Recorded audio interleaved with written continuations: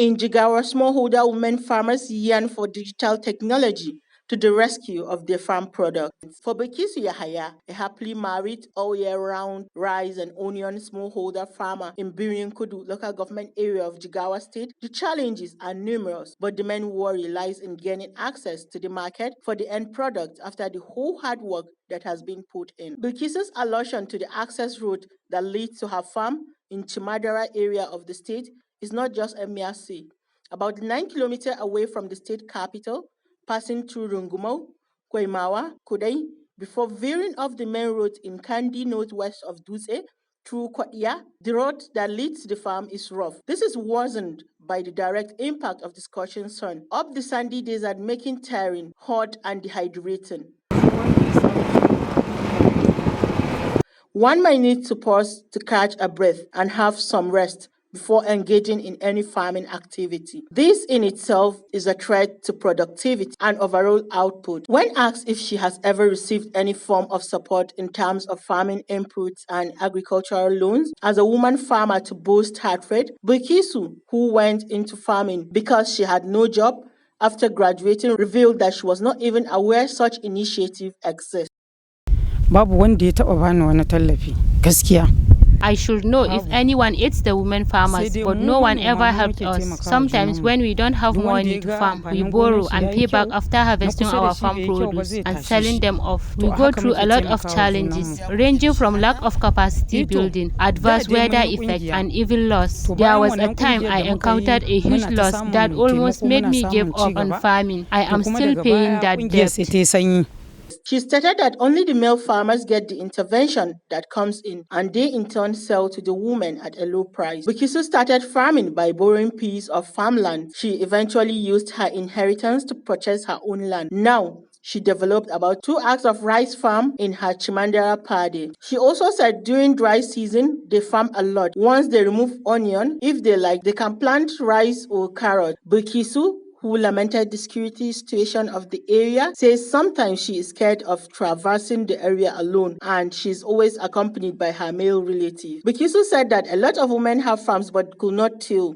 Instead, they give the farms out due to lack of resources. She stated that in terms of capacity building, agricultural extension workers usually come and interview them, but nothing comes out. Farming, traditionally viewed as a male-dominated occupation with little input from women in supporting their family to grow crops and raise livestock, but a lot of women are breaking the bounds of this notion and engaging in across Nigeria, despite gender-related impediments.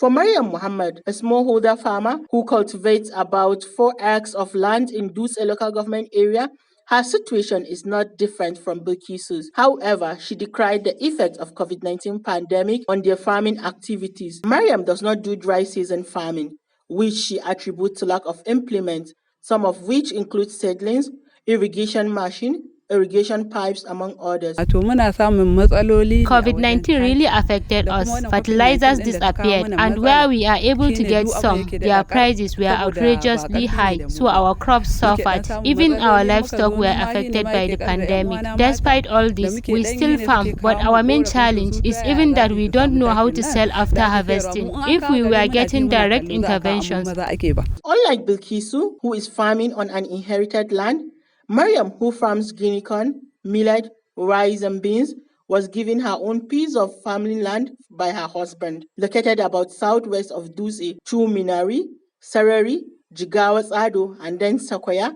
The road to Mariam's farm is not as rough as Bilkisu's, and the security situation is fair, she says, but lack of manpower, farming inputs, and implement is limiting their potential. With 2021 budgetary allocation of 280 billion, accounting for 2.6% of the agricultural sector budget, agricultural financing situation in the country remains a far cry from the prescribed standard set by the 2003 Maputo Declaration on Agriculture and Food Security, pegged at 10% of its member countries' annual national budget. This is despite agriculture being the sector with the largest employer of labor in the country, providing jobs for more than one-third, 34.65% of the Nigerian labor force, according to International Labour Organization. However, the mass agriculture program conceived under the President Muhammadu Buhari's post-COVID-19 economic sustainability plan is targeted to span the entire agricultural value chain from farm to table with an estimated cost of 634 billion, the largest share of the critical projects in plan. The program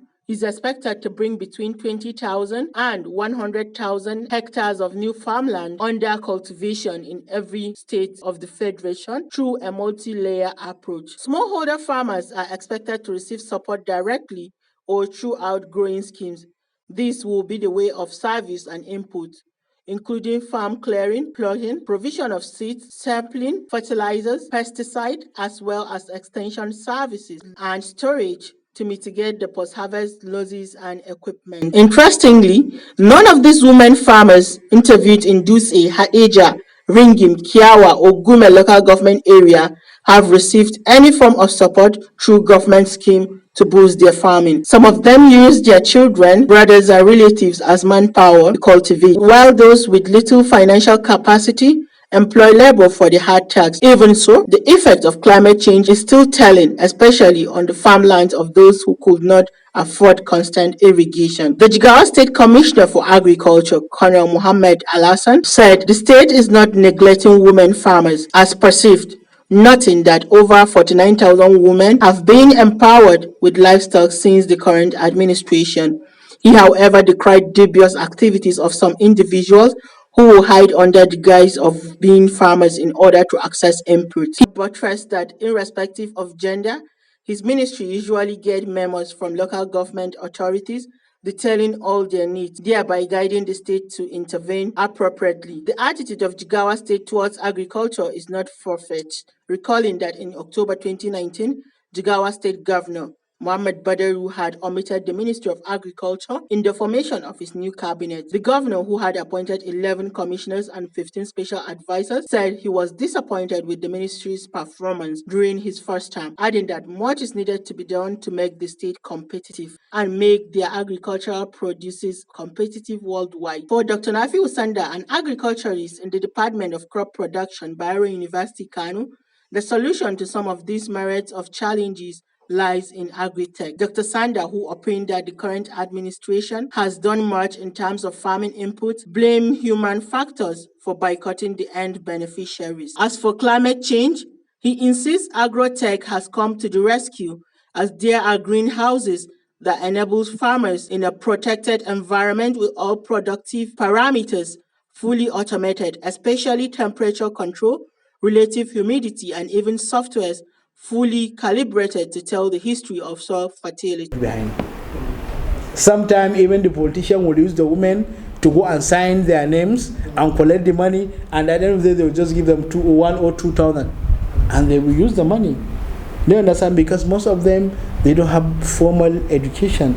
Rural leaders, the Dagati, Miongwan, all other leadership in the rural setting, they are also playing their role negatively, I'm sorry to say, because they will connive with the politician and they will be collecting the subsidies and whatever in the names of these local people.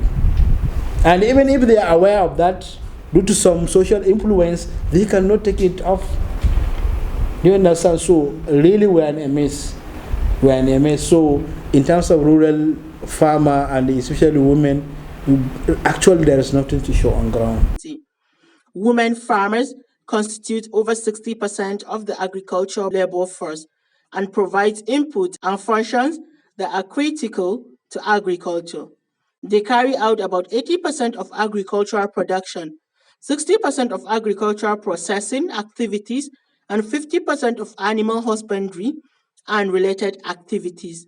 Yet, women have access to less than 20% of agricultural assets. Hence, the Small-Scale Women Farmers Organization in Nigeria, SOFON, has in its latest Charter of Demand called for access to free and subsidized farming inputs, grant support, gender-friendly machineries, storage facilities, and adequate community policing for smallholder women farmers in Nigeria. If realized for farmers like Bilkisu and Miriam, it will not only make a huge difference for their occupation, but will go a long way to inspire more women farmers, thereby enhancing food security and the nation's gross domestic product, GDP, by extension. Jigawa is a farming state with more than 80% of its inhabitants engaged in agriculture.